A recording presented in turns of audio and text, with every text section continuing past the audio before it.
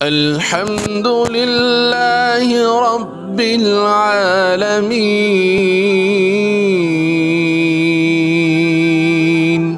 حضرات، یہ ہے سورہ فاتحہ کی پہلی آیت۔ اللہ تعالیٰ نے اس آیت میں اپنی حمد و ثنا کو بھی بیان کیا ہے اور عقیدہ توحید کو بھی بیان کیا ہے۔ لفظ حمد ہے، اس کا معنی ہے تعریف، یعنی کہ تعریف کے لائق صرف اور صرف اللہ رب العالمین کی بابرکت ذات ہے۔ انسان کے اندر خوبیاں ہیں، حسن ہے، کمال ہے، جمال ہے، وہ بھی اللہ تعالیٰ کی پیدا کردہ ہوا خوبیاں ہیں۔ لفظ اللہ تعالیٰ کا ذاتی نام ہے۔ جو کلمہ الحمدللہ ہے، یہ کلمہ شکر ہے کہ اللہ تعالیٰ نے ہمیں لازوال نعمتوں سے مالا مال کیا ہے جنہیں ہم گن نہیں سکتے۔ اللہ تعالیٰ نے اپنی عبادت کرنے کے لیے ہمارے لیے اسباب پیدا کر دیے۔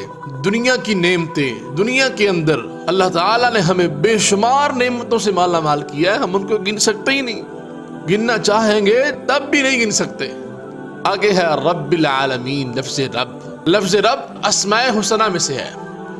اس کا مطلب ہے کسی چیز کو پیدا کرنا اور پیدا کر کے اس کی تمام ضروریات کو مہیا کر دینا۔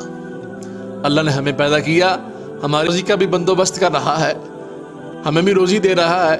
چرند ہے، پرند ہے، کالی رات ہے، کالا کیڑا ہے، کالا پتھر ہے، اس کو وہاں تک روزی پہنچ رہی ہے۔ یہ روزی دینے والا کون ہے؟ اللہ تعالیٰ۔ آگے ہے عالمین۔ عالمن کی جمع ہے۔ عالم کا مطلب ہے جہاں۔ عالمین تمام جہاں، جن کو ہم جانتے ہیں وہ بھی، جن کو ہم نہیں جانتے وہ بھی، آسمان سے اوپر، آسمان کے نیچے، آسمان اور زمین کے درمیان جتنے بھی جہاں ہے، ہمارے آنے سے پہلے کا جہاں، ہمارے مرنے کے بعد کے جہاں، سبھی کا مالک، سبھی کو پالنے والا۔ عالمین پر میں یہاں 5 عالم بیان کرنا چاہتا ہوں۔ پہلا عالم ہے عالم ارواح، یعنی کہ آدم علیہ السلام کو تخلیق کرنے کے بعد ان کی پشت سے اللہ تعالیٰ نے تمام اولاد کی ارواح کو وہاں اکٹھا کیا اور اس سے وعدہ لیا، الست بربکم، کیا میں تمہارا رب نہیں ہوں؟ سبھی نے کہا، میں نے بھی کہا، آپ نے بھی کہا، سبھی نے کہا قالوا بلا۔ انبیاء بھی تھے، انسان بھی تھے، صالحین بھی تھے، تمام کے تمام وہاں جمع تھے، کہا قالوا بلا، ہم وہاں بھی اقرار کر چکے ہیں کہ کائنات کا مالک، ہمارا مالک، ہمارا رازق اللہ تعالیٰ ہے۔ یہ تھا عالم ارواح۔ اس کے بعد ہے عالم بطن، یعنی کہ مادر رحم، ماں کے پیٹ میں بچہ 8 سے 9 ماہ کا عرصہ گزارتا ہے۔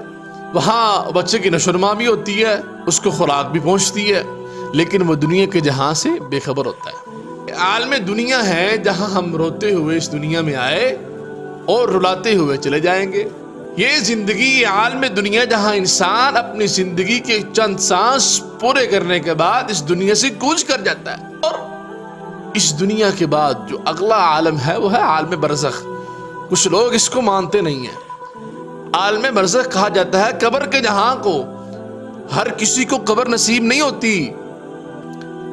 اللہ فرماتے ہیں کہ ہر روز آل فرعون پر جہنم کی آگ برسائی جاتی ہے۔